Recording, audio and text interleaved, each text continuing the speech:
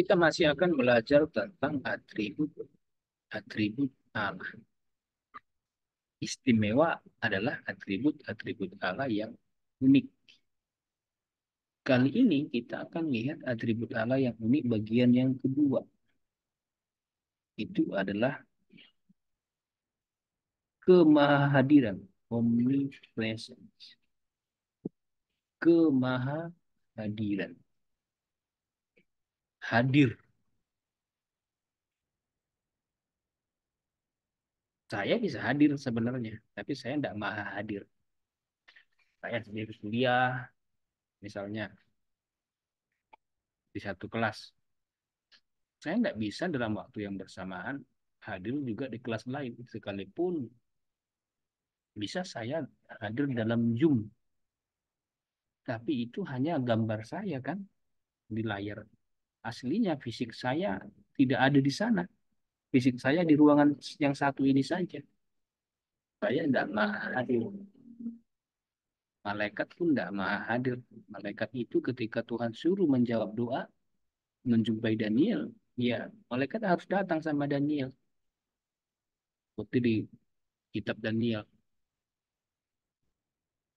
Ternyata di awang-awang malaikat pengantar pesan dihalau sama malaikat penguasa Persia. Akhirnya malaikat pengantar pesan tidak bisa menyampaikan pesan ke Daniel karena rupanya dia nggak hadir. Begitu dihalang-halangi di awang-awang, dia tidak bisa hadir di tempat Daniel.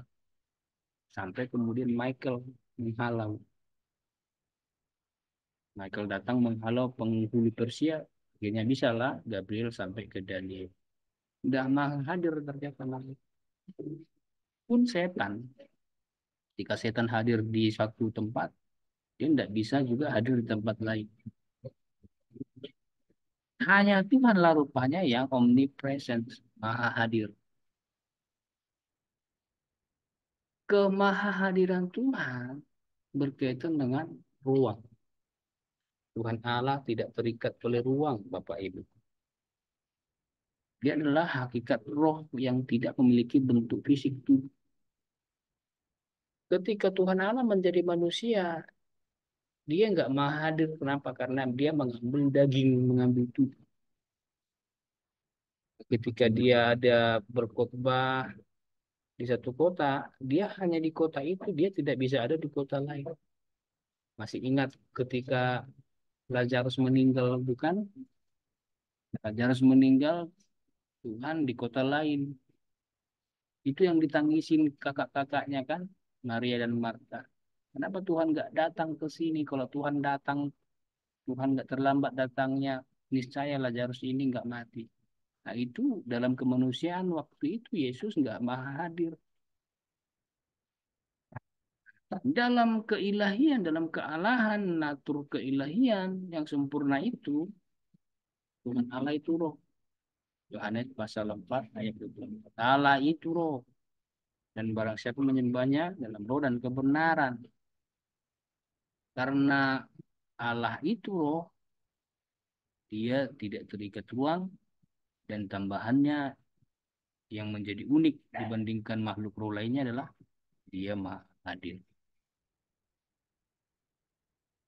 Itu sebabnya ada larangan untuk membuat patung sebagai pengganti Allah.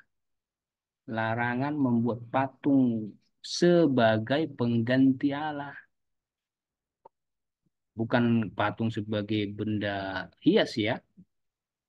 Yang dipersoalkan adalah bukan patungnya tapi gunanya. Patung yang dimanfaatkan, yang dimaksudkan sebagai pengganti Allah itu yang tidak boleh. Untuk sesembahan itu yang dilarang. Patung sebagai benda hias itu adalah seni. Tapi untuk pengganti Allah sesembahan dilarang. Sejak hukum yang diberikan oleh Tuhan kepada Israel melalui Nabi Musa. Keluaran pasal 20 ayat 4. Jangan membuat bagimu patung menyerupai binatang, menyerupai benda apapun yang lainnya untuk disembah.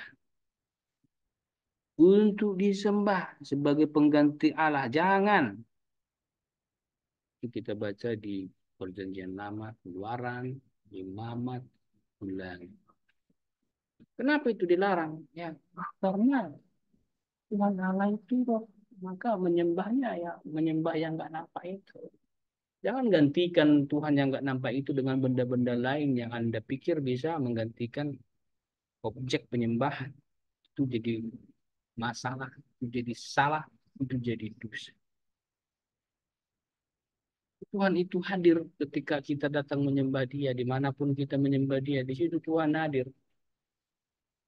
Itu makanya dalam gereja, dalam rumah, ketika kita menyembah, ketika worship leader menyembah, mereka berkata, Tuhan hadir di sini. Nyatakan hadiratmu di sini. Itu adalah omnipresent, kemahadiran. Jangan salah paham. Seperti ada seorang Kristen yang bicara di media dalam konteks melucu ya, yang berkata bahwa ketika menyembah ada seorang worship leader berkata, datanglah Tuhan, datang Roh Kudus.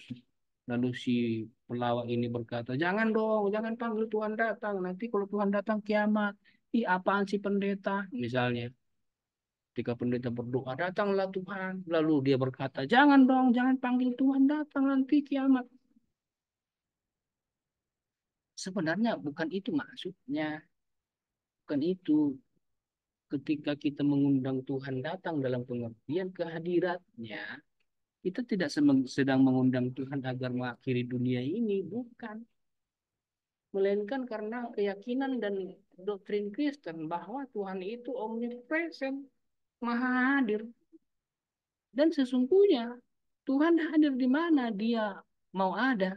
Itu kan nggak bergantung saya, nggak bergantung kita seperti keunikan Allah yang pertama. Tuhan mau hadir, dia akan hadir dalam bentuk apapun itu kehadirannya, entah dalam bentuk tiupan angin, seperti nyala api, suasana yang meriah, dan sebagainya. Ketika kehadiran Tuhan kita undang datang, kita tidak sedang mengundang Tuhan mengakhiri dunia, eskatologi, akhir zaman, bukan. Tapi sesungguhnya karena kita percaya dia maha hadir. Dan ketika Tuhan hadir, bukan berarti dalam pengertian seperti di perjanjian lama, hari Tuhan, kiamat, bukan itu maksudnya. Nah, jadi Tuhan hadir dalam roh. Tetapi memang ada ayat-ayat di Alkitab yang memakai istilah-istilah yang menunjukkan sepertinya Tuhan punya tubuh. Misalnya Yesaya, di situ ada disebut tangan Tuhan. Demikian pun di Ibrani 1 disebut tangan Tuhan. Di Kejadian pasal 38 disebut langkah kaki Tuhan dan lain-lain. Yang mencatat bahwa Tuhan seperti punya tubuh yang tangan, kaki, dan lainnya. Nah, disitulah kekayaan bahasa yang kadang-kadang memang disalahpahami oleh sebagian orang. Berpikir bahwa ajaran Kristen nggak konsisten. Jangan salah paham dulu. Kekayaan bahasa seringkali digunakan di Alkitab dalam berbagai macam. Itulah makanya dalam pelajaran bahasa kita mengenal gaya bahasa. Iya kan? Dalam pelajaran bahasa Indonesia kan kita mengenal gaya bahasa. Maka dalam hal ketika penulis Alkitab menulis tentang seperti adanya tangan Tuhan, kaki Tuhan, itu gaya bahasa, jangan dipahami dalam pengertian harfiah. Itu dalam pengertian Kristen adalah antropomorfisme. Antropomorfisme dari kata antropos dan morfos, morfologi. Antropos manusia, morfos tubuh. Jadi ketika bicara soal tangan Tuhan, kaki Tuhan, dan lainnya, itu adalah gambaran untuk menjelaskan tentang Tuhan. Digambarkan seperti manusia yang dapat bicara, yang dapat menjangkau, yang dapat melangkah, dapat membuat keputusan, ciri kepribadian yang fisik. Karena Tuhan itu pribadi, roh. tetapi diyakini dapat melakukan hal-hal yang seperti manusia bisa lihat. Kan itu usaha manusia menggambarkan Tuhan. Tuhan yang roh itu bagaimana saya menggambarkannya? Bagaimana dia menolong saya? Akhirnya dibuatlah gaya bahasa seperti saya manusia punya tangan untuk menolong. Demikianlah Tuhan digambarkan juga menolong. Seperti saya dapat melangkahkan kaki, demikianlah Tuhan digambarkan melangkahkan kaki. Itu usaha manusia untuk menjelaskan kepribadian Tuhan. Jadi yang mau saya tekankan dalam atribut yang kedua ini adalah kemahadiran Tuhan yang unik dibandingkan makhluk-makhluk lain. Hanya Tuhan yang maha hadir. Makhluk-makhluk lain itu tidak maha hadir. Puji Tuhan.